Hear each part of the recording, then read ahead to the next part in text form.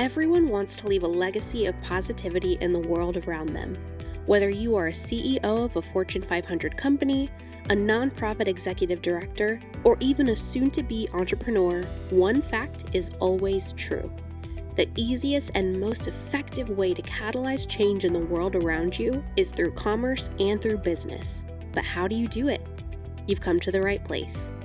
Welcome to the Changemakers Collective, a place where people can come and get educated and encouraged and empowered to be the impact agent in the world around them. Brought to you by Silverback Ventures, Steph Thomas and Scott Woods have over 50 years combined experience helping companies and owners amplify the voice and multiply the impact of purpose-driven businesses. Join us each week as we discuss what it means to live a life of purpose on purpose. Well, welcome back to Changemakers Collective. I am Steph. This is... Hey, I'm Scott. How's it going?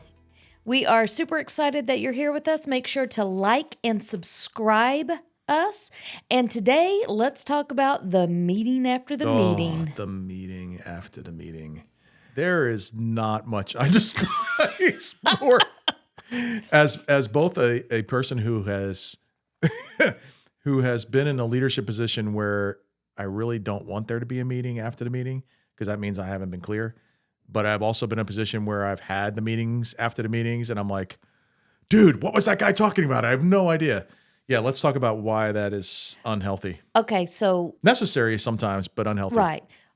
First of all, let's start with some of the whys. Mm-hmm.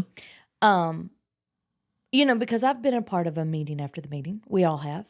And we continue to be in meetings or during the meeting, we're having meetings. Sometimes, yeah, right. So, okay. Let's break this down a few ways. Yes, let's be real. First of all, if you were in a meeting, let's just say it's a leadership meeting or a staff meeting or whatever meetings, stop texting your friend. Who was also in the meeting. All the things that you don't like about the meeting.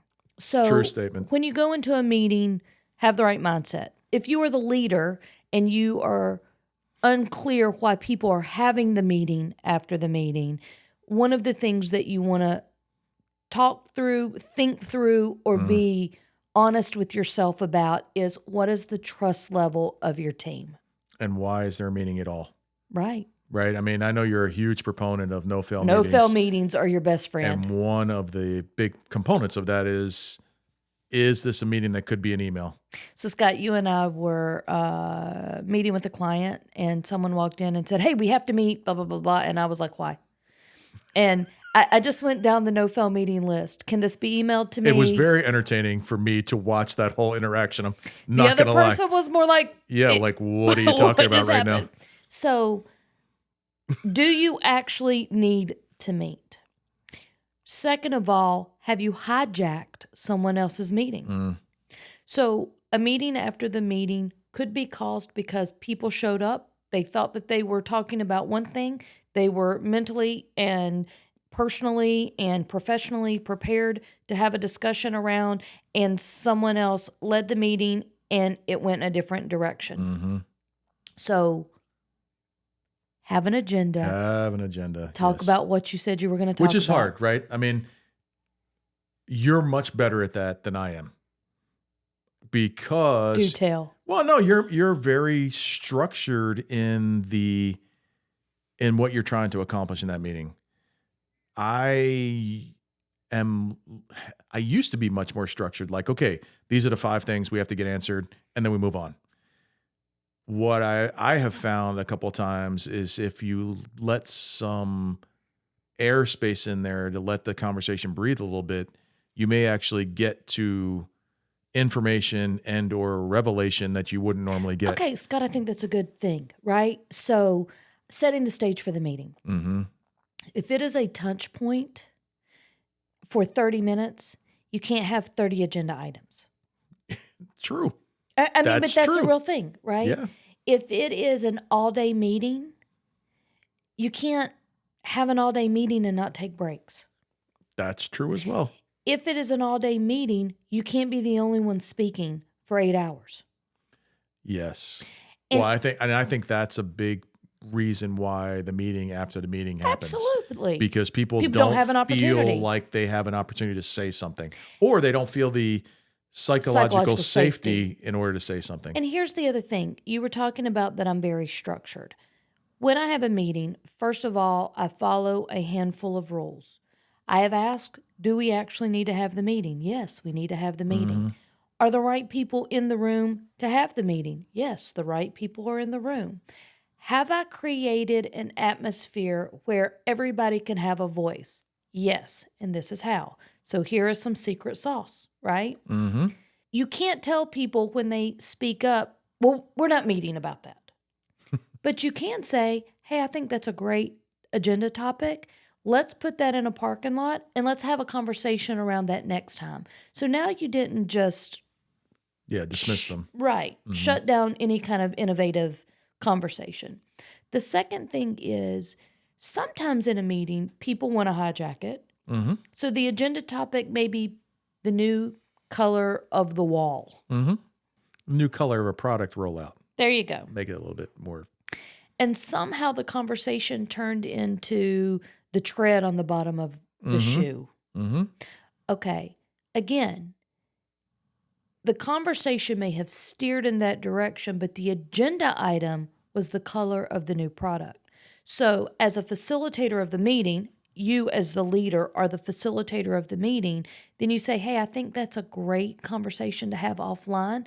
Then you either put it in a parking lot or you say, hey, Scott and Stephanie, can you meet with so-and-so about whatever it was? Yeah, and I think we have to be careful though, right? So let's take that analogy. If we said we have a new product and we want to determine what the color should be, we have 3 choices. Let's pick one, and that's the agenda item. Mm-hmm. And then someone on the squad says, well, the color of the product is going to inform the color of the packaging. That's not an offline conversation. That is directly relevant to, and I think to your point, the best avoid the meeting after the meeting is to have a meeting facilitator. And you don't have to go crazy with that, but whoever sets the meeting should be the one that's driving the meeting. And that sounds elementary, but it almost never happens. Right. Here is another thing that the meeting after the meeting, this is one of the whys. You always have the storyteller. Oh, okay. Yes. So some stories are okay. Hijacking the meeting to tell a story is not okay. And that's not specific to any gender, to age group. There is always that person. And so when you stop them from telling the story, that's the folks that are typically on their phone texting someone else that's in the meeting. Telling them a story. Telling them the story. Well, so, I think I run into this for my own, this is something I've been working on myself. I have felt that if I don't give the background, people aren't going to get it. So there's very often, well, I'll give background information and somebody will just say, look, dude, just get to the punchline. If we need more information, or if we need to understand the why behind it, we'll ask you. But skip ahead to the But I think that's to good, the result. Right? So as you're building clarity. Mm-hmm. So again, understanding do I have the right people in the room? Do we need to have the meeting? Mm-hmm. Have we built clarity in? Does the meeting need to be an hour or 30 minutes? So if it needs to be an hour, 15 minutes of it could be your story. But you say, you start with, because there are people in the room that would check out if you were telling a story, right? So you say, hey guys, for 15 minutes, 10 minutes, I'm going to give you a quick recap of our why. That way we have clarity background on where we're going. Feel free to ask me any questions along the way. At the end of the 10 minutes, we're going to move on, and this is going to be our agenda item. Well, and I think the other piece of that is what I've learned that has kind of changed the way I present and the way, if I'm doing a speech of some sort or a keynote, leading with the high points, leading with the conclusion, which is really hard to do if you're looking at the audience, you're talking to your team members, and you go, well, they need all of this context in order to get to the same conclusion. instead of droning on or giving them all the context up front, saying, look, the color of this product should be blue and the packaging should be red, and then going into the whys and how you came to that is a much more effective way to hold the meeting, so that the people that are going to check out through the story, they're already thinking about, okay, how do I turn this into implementation? And I don't really care about the why. And then the people that care about the story are actually listening. Right. Here's another thing that is very important in meetings.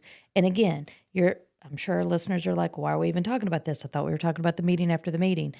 The things that you do before the meeting eliminates the meeting after the meeting. Yeah. So a lot of times when I start a meeting, we do and again, once you have an intact team that's meeting consistently, you already know these things.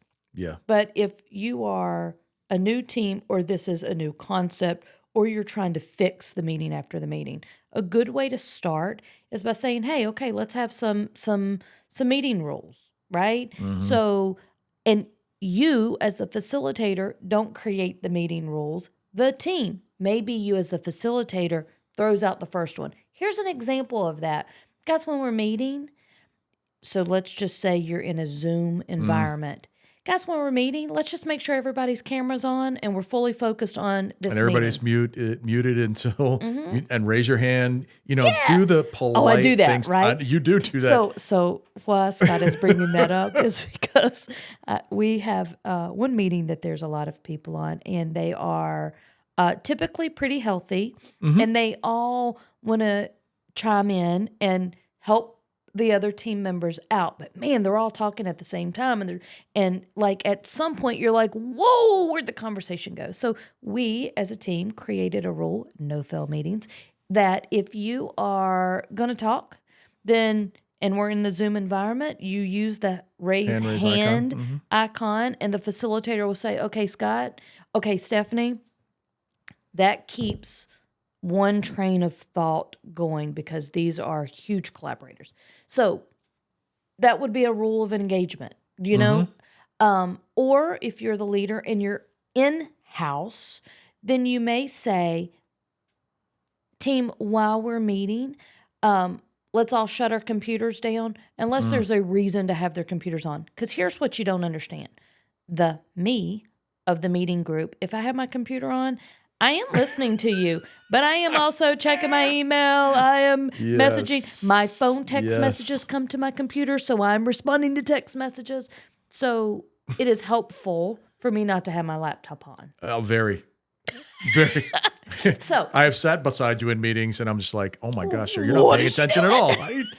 Your brain must work way better than mine, because I can't multitask like that. That's a topic for another story. Yes. But I think the consequence of not following those rules, and the consequence of having the meeting after the meeting, because we experienced that this morning. We were on a call this morning, and I was like, well, when did that decision get made? And the answer was, oh, we had a meeting after our last meeting, and we decided this. But the right people were not on the next meeting. The meeting after the meeting almost never, the consequence of that meeting never gets back to the rest of the team. Okay, so let's talk about that. So when we started this, I said, when you were facilitating, it's okay to say, hey, you know what, Scott and Stephanie, you guys meet about that. The second part of that is, as a team, you don't make a final decision and move forward until you either A, filter that back through the full team, or, so I am part of a strategic planning team on an event, and it is very healthy. So we have the rhythm of meeting for 30 minutes. It's an hour. It's an 90 hour. minutes. It's an hour. 120 minutes. It's an hour. But except for yesterday, where it was 90 minutes. It was an hour. We were meeting after the meeting. No, the facilitator does a really good job of, here are the 3 things that we needed to have offline conversations about. What were the results of that? So Everybody has a voice. The next thing they say is, are there any things on the agenda, which means you had to send an agenda out before you got on the call. Is there anything on the agenda that we missed or we wanted to add? So again, when you have a rhythm of that, the team is looking for, so if you're meeting on Wednesday, the team is, by Monday, is looking for the agenda. They're already in the background saying, hey, these items are not on the agenda, or, ooh, I need to meet with so-and-so before we get on the call. Then you do a brief, here are the outcomes, here is what we did. There is never, now, people meet, but they don't have a negative, can you believe kind of conversation. Yeah, I agree with that. So it's healthy. Yeah, you have to be able to, if you're going to have the offline meetings, there's got to be a process to A loop around. re-engage the rest of the team. The meeting we had this morning, we're rolling out a retail establishment, and myself and a couple other people were the only people that needed to be in this offline meeting. But if we don't loop the rest of the squad back into what the results were, that's going to become a disaster in the next leadership team meeting. I want to pivot the conversation for just a minute. So, when you're in a healthy, intact team, and the leader is coming from a enabling others to act mindset. Okay. So this particular group that I'm a part of, their strategic planning for this event, I make decisions all day long by myself. I'm not the leader. I'm not in charge in any way, but I absolutely make decisions. When we come back to the weekly meeting, I say I've made the following decisions, whatever the decisions are. I didn't have to call the leader and ask, do I have your permission? So there is some built-in trust, and I so trust that I understand what's going on that I don't feel uncomfortable making those decisions. Now, on the flip side of that, I have made some decisions, and that particular leader has said, going forward, I probably would have looked at this and a different way. They didn't tear me down that I made the wrong decision. They didn't make me go change my mind in that decision. We just grew from that. A lot of times when you have an intact group and it is a very top-down leadership style, there's a bottleneck from one meeting to the next because no one can make a decision until without the leader. Right. Yeah. We have a client right now where they will constantly say, "Hey, we really want to be out. The leadership wants to be, the owner really wants to be out of the day-to-day operations, but every decision that he or she is not involved with gets some kind of retribution if you make it without them." Yes. Part of the creation of the meeting after the meeting is because you're trying to work around situations like that. Well, so what happens in that situation, right? So nobody you makes get on the decisions. call, no one has made a decision, or if they did make a decision, publicly they're like, yeah, you shouldn't have made that decision. We should have had a conversation. You hang up on that call and everybody's calling each other talking about, what do you do? What do you do that?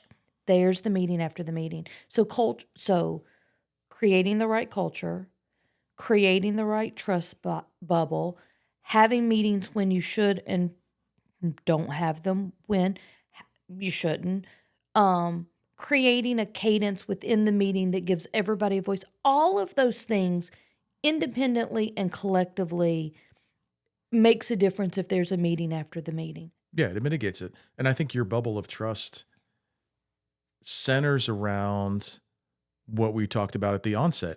You have to have a shared vision of where you're going to go. And the leadership has had to enable other people to act in their leadership capacity to push the organization forward. And if you don't have that, you're always, no matter how you do it, you're always going to have the meeting after the meeting because people don't know where their boundaries are in terms of making decisions. And they don't know, okay, if I choose A when I should have chose B, how is that going to affect the company? If you don't know where you're going and how you're getting there and what values to filter your decisions through, you're going to always be in a situation of uncertainty. Well, when you inspire a shared vision, everybody wants to get behind you. If you are modeling the way, again, all of these are the leadership challenge principles. You're modeling the way. So if I say, I need you to make independent decisions of me, and you don't allow them to make independent decisions of them, then you're not modeling a good correct. leadership principle. If you are not enabling others to act, then you become the bottleneck. So the meeting after the meeting starts with poor leadership. 1,000%. And it doesn't have to be the overall leader. A team Correct. leader can Correct. create this same dysfunction. Correct. Because if you're not leading properly, you're not setting the agenda. You're not creating the structure of the meeting. How many meetings have we sat in that were scheduled for 30 minutes that went on for 90? I mean, we were joking about that before, but that happens all the time with this one client. And it's disrespectful to the team that's involved in the meeting. Basically what you're saying is what I have to on the agenda is far more important than what you're actually doing on a daily basis. You know, it's funny that you said that. So there is we have a client that there is a standing meeting. And just through a lot of love and intentionality, they have a pretty good rhythm of that meeting. It starts on time, it ends on time. And the whole point of this particular client's meeting is just a touch point. This is what I'm doing. This is where I'm stuck. This is what I'm going to do next. It's very quick on and off. For whatever reason, they made a pivot change and someone else decided to take over the meeting.